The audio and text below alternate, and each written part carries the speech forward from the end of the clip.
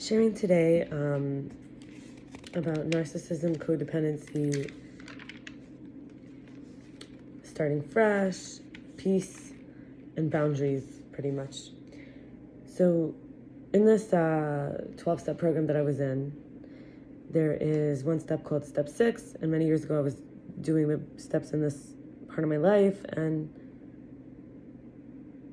Step 6, you kind of identify these the areas that seem like they're a little blemished or like they have some dirt on them.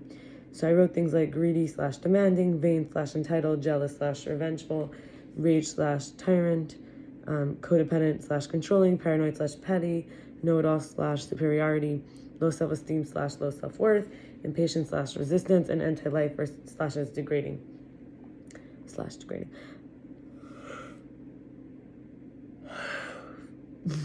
Letting go of external validation is where I like myself, I'm doing a good job, and I'm growing no matter what. I'm letting go of old patterns and rescuing, advising, taking on too much responsibility, overly concerned, worrying, losing energy, focusing externally, desperate for positive affirmation, or trying to earn love. I don't have to be fake or try to get someone to like me. I'm good enough. And I had to enforce my own structure to feel safe by fearfully trying to remind the adults of the rules they were breaking, that my life and my needs had been dependent on. Thus, I was trapped into keeping them, like never being a nuisance, always being interesting, be flattering, accept pain and abuse and degradation, accept another's reality and state over my own, be useful, be likable.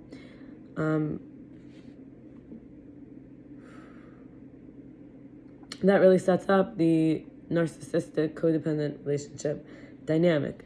But I can recognize and love my own self. I don't have to worry people are looking for insecurities to exploit, emotionally blackmail, or ways to control me. I don't have to worry people will degrade me when I feel humiliated or ashamed already.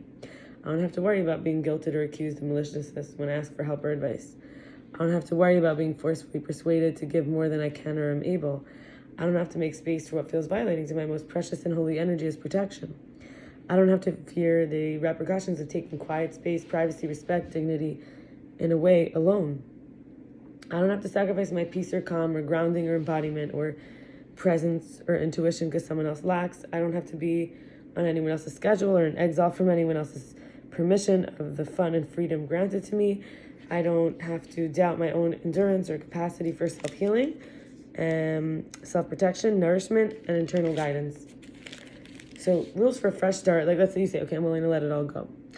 I can't take credit or blame. I have to listen to my body, whether it's for navigation, food, substances, sex, touch, anything physical.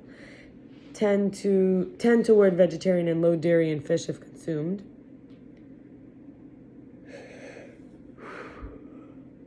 Are you tired? God is always present and watching. The option list is the most purely seen, aka when it feels like I have no choice, it's a sure worldly attachment. In other words, the thing that seems like it has the least option is actually the most physical, the most observable, the most superficial layer. If it feels like there's no choice, there's for sure an attachment to one specific outcome, which looks a certain way. Rather, to let that go means there's so much possibility. Everything's a gift. Don't resist. Surrender with non-attachment to the outcome for the grace to come bring peace and blessing in. And blind faith is a precious gift. It is only, okay, everything's going to work out for me, right?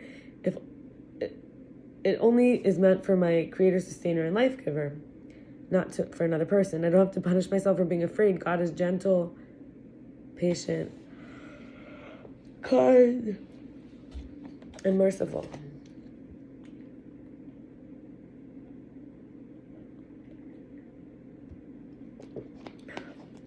The mother is born with the vessels already. It's like a league for man to give sperm to with love and attraction to most high, holy vibes. Slow and steady is the way to hear my true sustainable source connection to life when I'm moving, and I can never forget who protected, guided me when I was asleep and numb. So how do we keep peaceful? Healing means that I can forgive myself for failing a test and trying to take it again in order to do better, for mistreating my body, for planning ahead, for thinking I'm a doing instead of a being, for doubting the love and strength available and making peace for God, for not trying to remove natural consequences, for managing anger, which means as much as I want others to whatever, it doesn't mean they will. I'm not helpless. I can stand up for myself. People will assume, and I can expect some will be unfavorable, and some will be favorable. Others have a right to do things I consider wrong or stupid. I hope to do a good job, but that's not essential. I'm never totally right or totally wrong, and others have free will to do things against my values, and others will treat me how they choose to, not how I demand, and things don't have to go my way. Disappointment is not the same thing as disaster. I can stay calm no matter what, because humans can and will make mistakes, and everyone has the right to have faults. People being who they are doesn't mean I have to get upset over who they are not. And finally, unhealthy boundaries. Where I end and others begin, my only obligation is to me. Talking at intimate, telling all on intimate level at first meeting, these are unhealthy. Falling in love with a new acquaintance, falling in love with anyone who reaches out, being overwhelmed by a person or preoccupied with them to the point that it's like an obsession, acting on first sexual impulse, being sexual for the other person when it's not at all for me, going against my personal values, rights to please others, not noticing when someone else is this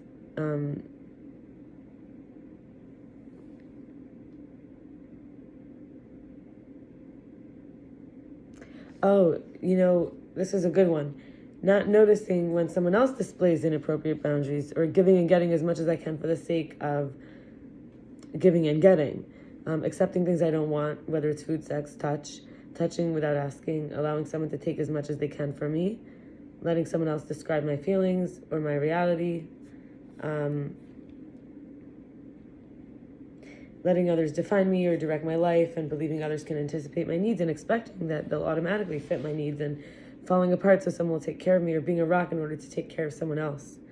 Trying to get validation through being needy and rescuing, fears of abandonment cause us to stay when we're dissatisfied, desiring vulnerability, yet controlling and enabling, frustration at extreme behavior of someone who's like an addict but afraid to leave. If the addict recovers, moves on to somewhere we're more appreciated and needed.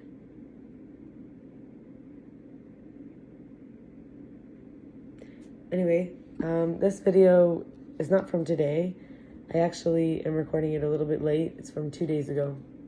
Sorry, not 2 days ago. It's from yesterday. Yeah. Okay, bye.